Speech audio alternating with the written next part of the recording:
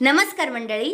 तारिणी या मालिकेचे येणारे भाग खूपच जबरदस्त आहेत असं बोलायचं की इमोशनल आहेत असं बोलायचं. चला तर मग पाहूया. आता तारिणी या मालिकेचा नवीन प्रोमो आता समोर आलाय. त्या प्रोमोमध्ये आपल्याला असं पाहायला मिळालं, तारिणी, केदार आणि त्यांची संपूर्ण टीम गुलाबच्या अड्ड्यावर, गुलाब जिथे कुठे गेलाय तिथे गेलेले असतात. आणि तारिणी तुम्हाला तर माहितीच आहे, कुठेतरी केदारच्या प्रेमात पडते.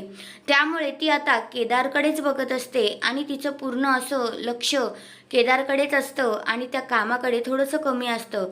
केदार तिला मध्ये मध्ये तर वाचवत असतो. आता तुम्हाला तर माहितीच आहे, ह्यांनी जर हल्ला केला तर समोरून तर वार होणारच आणि तीच सिच्युएशन असते आणि ते लोक पण अटॅक करत असतात आणि ह्यांचा पण वॉर चालू असतो.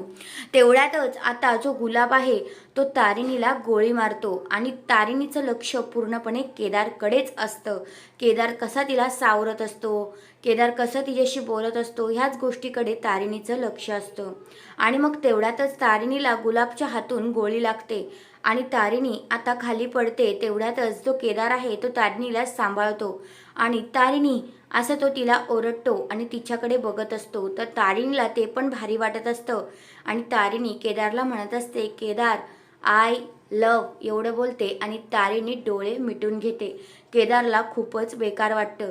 तुम्हाला काय वाटतंय, तारिणी आता ह्या सगळ्यातना बाहेर निघेल की तारिणीला काय होईल? तुमचं मत काय ते कमेंट करून नक्कीच सांगा.